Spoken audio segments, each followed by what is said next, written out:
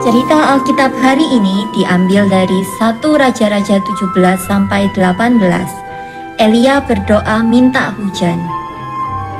Pada masa pemerintahan Raja Ahab, bangsa Israel melakukan yang jahat di mata Tuhan. Raja Ahab membuat bangsa Israel menyembah berhala dan itu menyukakan hati Tuhan.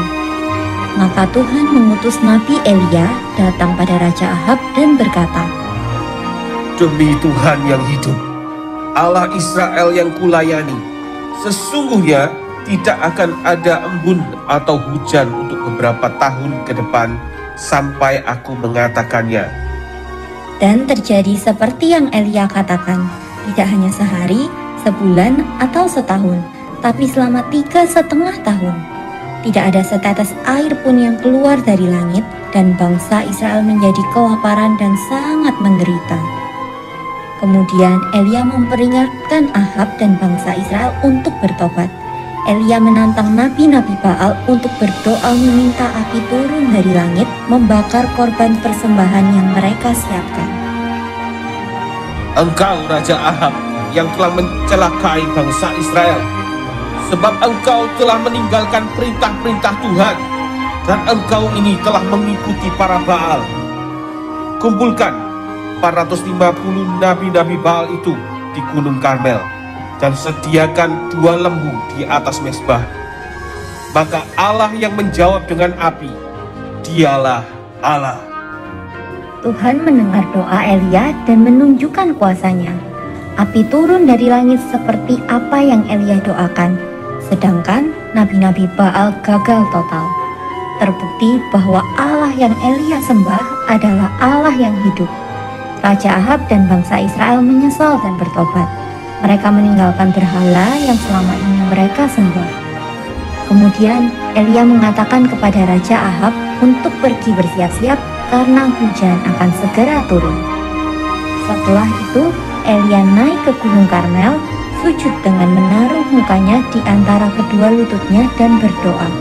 Elia berdoa kepada Tuhan meminta hujan turun kembali sesudah beberapa tahun tidak ada hujan. Lalu ia memanggil dan menyuruh pembantunya, "Naiklah ke atas dan lihatlah ke arah laut." "Tidak ada apa-apa, Tuan." "Pergilah sekali lagi ke atas dan lihatlah ke arah laut." "Maaf, tidak ada apa-apa, Tuan." Bukan hanya sekali atau 2 kali Elia berdoa dan menyuruh pembantunya melihat ke arah laut, tapi tetap tidak ada apa-apa. Dan ketika Elia berdoa lagi untuk yang ke-7 kalinya, pembantu itu berlari pada Elia. "Tuan, aku melihat awan sekecil telapak tangan datang dari arah laut." "Itu sudah cukup. Pergilah, katakan kepada Ahab, pasang keretamu dan turunlah. Jangan sampai engkau terhalang oleh hujan lebat." Tidak lama kemudian, langit menjadi gelap dan mulailah turun hujan yang lebat. Elia adalah manusia biasa, tapi ketika Elia berdoa dengan percaya, maka Tuhan berkuasa untuk melakukannya.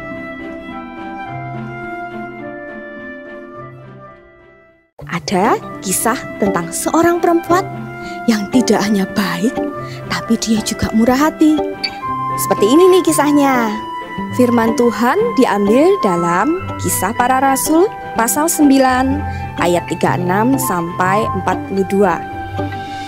Di kota Yope tinggallah seorang murid Kristus yang bernama Dorcas atau Tabita. Perempuan itu sangat baik hati. Dorcas ini suka menjahit.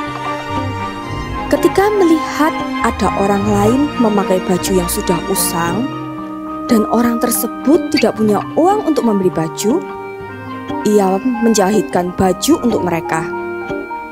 Tentu saja orang-orang itu menjadi senang karena mendapat baju baru yang bagus sekali.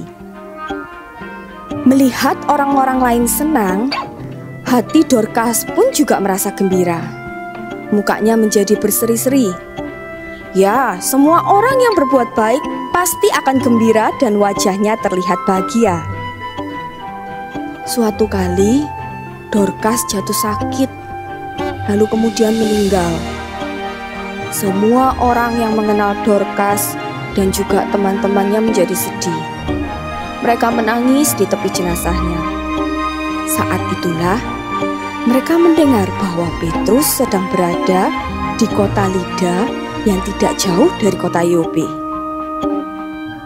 Maka mereka mengutus orang untuk mendatangi Petrus dan mengajaknya ke kota Yope. Sesampainya Petrus di rumah Dorcas, orang-orang itu menunjukkan baju-baju yang pernah dijahitkan Dorcas untuk mereka. Mereka menceritakan kepada Petrus betapa baiknya Dorcas selama ia hidup. Lalu Petrus menyuruh orang-orang itu keluar. Petrus mulai berlutut dan berdoa. Kemudian Petrus berkata, "Tabita, bangkitlah." Dorcas membuka matanya dan ketika melihat Petrus, ia langsung bangkit dan duduk. Dorcas hidup lagi. Petrus membantunya berdiri dan memanggil orang-orang untuk masuk kembali. Betapa senangnya semua orang melihat Dorcas yang baik hati itu hidup lagi bersama dengan mereka. Berita tentang kebangkitan Dorcas itu tersebar ke seluruh kota Yope dan banyak orang menjadi percaya kepada Kristus. Teman-teman Dorcas begitu gembira ketika mendengar dan melihat bahwa Dorcas bangkit kembali. Dorcas ini begitu disukai banyak orang karena tidak hanya baik hati, tapi Dorcas juga sangat murah hati. Dorcas menunjukkan buah-buah rohnya, yaitu kebaikan dan juga kemurahan.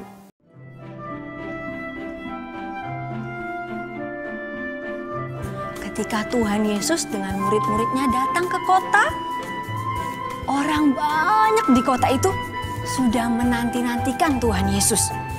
Mereka ketika melihat Tuhan Yesus dari jauh, mereka cepet-cepetan langsung menyambut Tuhan Yesus. Mereka bersuka cita. Waktu Tuhan Yesus lagi asik sama orang banyak, ada seseorang datang, lari, terus langsung datang ke depannya Tuhan Yesus, memohon sama Tuhan Yesus supaya Tuhan Yesus mampir ke rumahnya, datang ke rumahnya. Bapak ini namanya Bapak Yairus, seorang kepala rumah ibadah. Pak Yairus ini mau Tuhan Yesus datang ke rumahnya karena Pak Yairus punya seorang anak yang lagi sakit keras, sakitnya parah. Nah, waktu itu Tuhan Yesus melihat Pak Yairus, langsung lihat, pergi enggak ya? Tuhan Yesus tidak berpikir seperti itu. Waktu asik mendengarkan Pak Yairus, tiba-tiba ada orang lain lagi yang lari. Lari. Pak Yairus. Pak Yairusnya langsung lihatin. Ternyata yang datang saudaranya Pak Yairus. Memberitahukan bahwa Pak Yairus, sudah Tuhan Yesus tidak usah datang ke rumah karena anakmu sudah meninggal. Wah, waktu Tuhan Yesus mendengarkan berita itu, Tuhan Yesus langsung katakan seperti ini sama Pak Yairus, "Jangan takut, percaya saja dan anakmu pasti selamat." Tuhan Yesus katakan apa? Jangan takut, percaya saja, anakmu pasti selamat. Pak Yairus mendengar kata-kata Tuhan Yesus langsung taat adik-adik. Pak Yairus percaya kalau apa yang dikatakan Tuhan Yesus pasti terjadi. Setelah itu Tuhan Yesus bersama-sama Pak Yairus menuju ke rumahnya Pak Yairus. Sesampainya di rumah situ, Tuhan Yesus tidak mengizinkan orang banyak untuk masuk. Yang masuk ke dalam rumah hanya Tuhan Yesus, ketiga murid Tuhan Yesus, Yakobus, Petrus, dan Yohanes, dan Bapak dan Ibu Yairus. Ya, waktu mereka masuk ke dalam rumah, Tuhan Yesus melihat anaknya Pak Yairus yang terbaring. Tuhan Yesus memegang tangan anak itu dan berkata, "Nak, bangkitlah." Anak kecil ini tiba-tiba rohnya kembali dan dia bangun kembali. Anak yang meninggal tadi bangkit kembali dan hidup kembali. Semua orang yang ada di dalam rumah itu waktu melihat apa yang Tuhan Yesus lakukan, semuanya kaget. Wow, terkagum-kagum dan terheran-heran melihat apa yang Tuhan Yesus lakukan.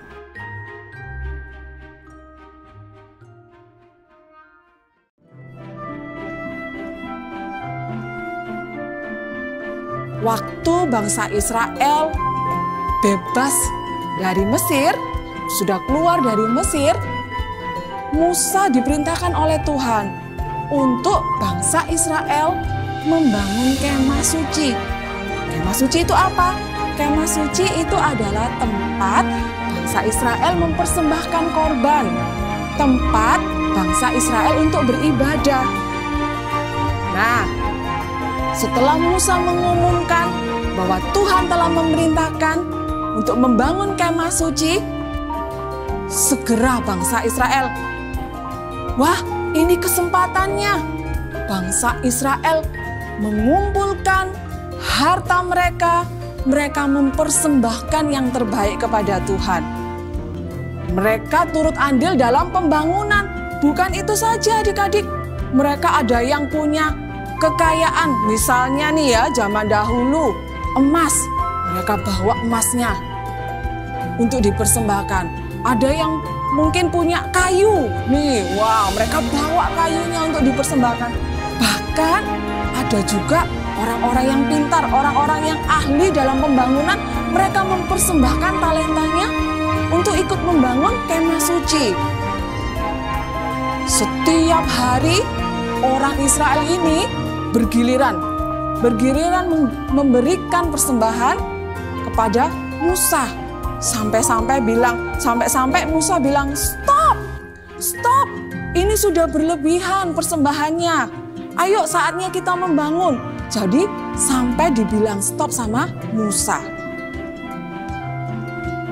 Lalu kemah suci mulai dibangun, orang-orang ahli mulai mengerjakan bagiannya, membangun kemahnya, mejanya, apapun itu. Dan sampai akhirnya kemah suci terbangun dengan sangat baik. Musa sudah melakukan bagiannya, bangsa Israel juga sudah mempersembahkan yang terbaik.